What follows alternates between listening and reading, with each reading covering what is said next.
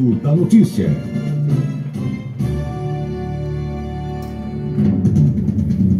Estamos conversando com o professor Moisés Cardoso Beio, um dos grandes especialistas em comunicação digital aqui da nossa região. Beio, nós estávamos falando de Facebook. Eu queria te falar, então, você já chegou a tocar do poder disso, em WhatsApp. Porque eu entendo que o WhatsApp é uma coisa mais pessoal. Tem que ter uma certa moderação em receber esse material. Qual é a sua avaliação? Correto, Alexandre. O WhatsApp, por ele ter esse uso um pouco mais fechado, o candidato tem que usar uma boa estratégia. Então, pegar só aquela lista de números e fazer um grupo, por exemplo, pode ser de extremo mau gosto. Tem que usar uma mensagem muito assertiva, muito delicada, para ver se aquele eleitor quer receber aquela palavra dele.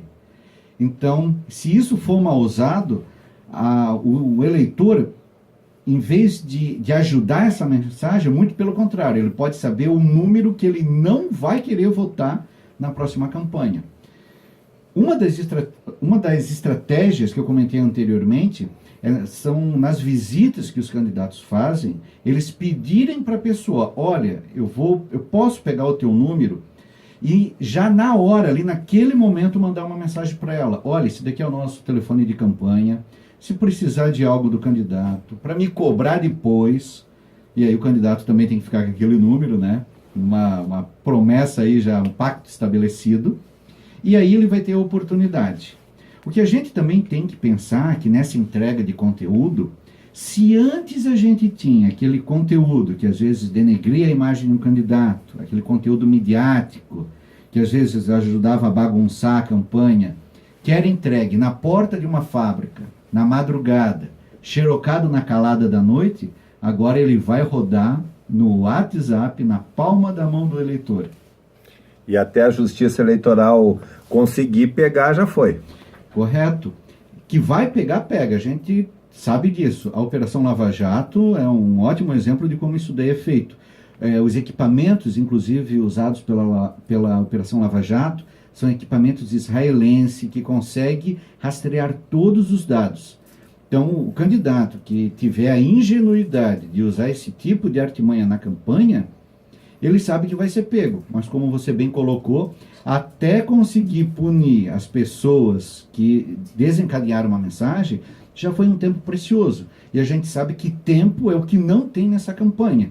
Se um candidato tiver que usar o tempo dele para falar com o eleitor, para tentar elucidar alguma coisa que denegriu o nome dele... Já foi, já acabou a campanha. Mas o importante, né, Beio, nesse período pré-eleitoral, principalmente, as pessoas mandando vídeos, e vídeos é uma coisa que, sabe, quando tu vai mandando muito, acaba travando um pouquinho o celular, os caras mandavam demais, daí tu chegar a ponto de bloquear. Isso vale para candidato, vale para palestrante de autoajuda, para coaching, sabe? Chega uma hora que, poxa vida, tem que saber se a pessoa quer receber isso aí. E aí o que tu faz? Acaba bloqueando, a pessoa nem vai saber disso.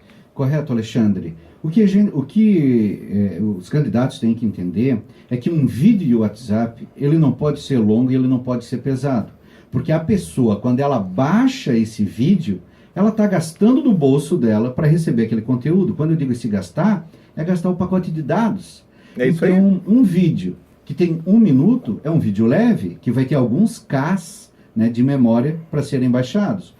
Se o cara me entregar um vídeo de 5 minutos que está lá com 17 mega, a pessoa não vai baixar aquilo. E automaticamente vai despertar nela, em vez de uma simpatia, vai criar uma antipatia com aquele candidato que manda conteúdo pesado e que muitas vezes trava, né, o próprio aparelho da pessoa, o celular ali, diante a quantidade de informação que vai mandando. É aquela típica analogia que a gente pode fazer com aquela pessoa que só tem um único assunto.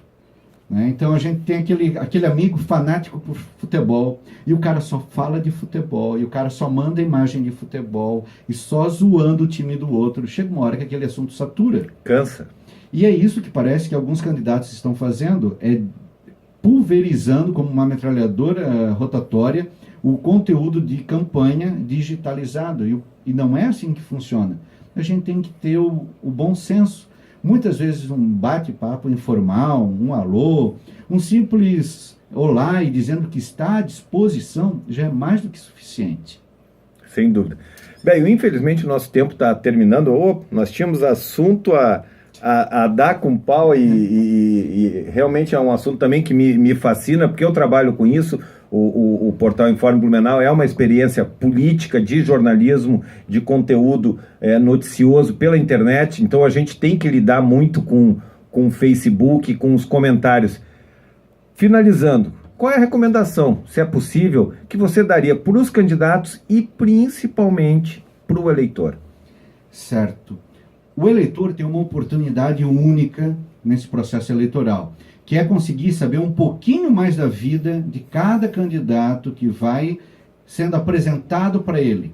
Antes a gente só tinha aquele santinho que muitas vezes era entregue debaixo da porta, e aquele candidato que também não tinha a oportunidade de passar para o eleitor toda a sua experiência e todos os seus anseios em trabalhar para a comunidade. Então os dois lados, do meu ponto de vista, têm a ganhar muito com isso. Os candidatos têm que estar atentos de que a rede social não vai salvar. Por outro lado, eles têm que ter uma equipe para continuar produzindo esse conteúdo, trabalhar da forma mais transparente possível e, principalmente, estar aberto às críticas, porque não é só emitir uma mensagem, é também receber as críticas. E muitos candidatos não tinham seus perfis em redes sociais atuantes com medo das críticas que recebiam. E as críticas, eles sempre vão ouvir. A única diferença é que elas vão sair de uma roda de café do centro da cidade e vão estar ali escritas no seu perfil em uma timeline no Facebook. E os eleitores têm que ficar atentos, têm a oportunidade de conhecer propostas de candidatos que muitas vezes não têm o tempo justo num veículo de comunicação em massa, como um rádio ou a TV, e que muitas vezes tem algo interessante para falar. O mais importante é fazer parte do processo eleitoral. Aquela pessoa que não faz parte do processo eleitoral vai ser comandada por quem faz parte do processo. E ainda pegando uma carona com relação ao papel do eleitor, falar mais um pouquinho, que não fala em redes sociais, mas tem a ver com internet, tem uma coisinha chamada Google, que é uma grande ferramenta, porque a função do eleitor, o dever do eleitor é se informar na hora de votar. Então, se ele está pensando num determinado candidato, ele deve pegar o nomezinho do candidato e largar no Google e ver o que esse cara fez, ver se os pronunciamentos, ver se as propostas batem com o que ele pensa, a trajetória, o passado, porque o Google vai te dar muito isso. E isso era uma ferramenta que, claro, já existia há 4 anos, há 2 anos, mas cada vez mais passa a ser uma ferramenta aliada do cidadão e do eleitor nesse momento. Correto, Alexandre. E além do Google, a gente tem os portais de transparências, sites da justiça, né, para saber se aquele candidato é ficha limpa, se as propostas que ele está apresentando naquele momento é viável ou não. Ou seja, o eleitor tem uma grande caixa de Pandora nas suas mãos para saber tudo sobre aquele candidato que está lutando para merecer o seu voto nas próximas eleições. Esse é Moisés Cardoso, professor universitário, especialista, um dos maiores especialistas aqui da nossa região em mídias digitais e internet. Moisés, fiquei muito feliz, nós tínhamos um monte de coisa ainda para conversar. Obrigado pela tua participação aqui.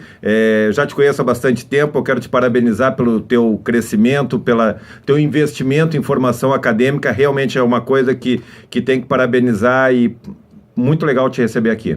Alexandre, muito obrigado e quero lembrar que você foi um dos grandes animadores para minha entrada aí no mundo acadêmico.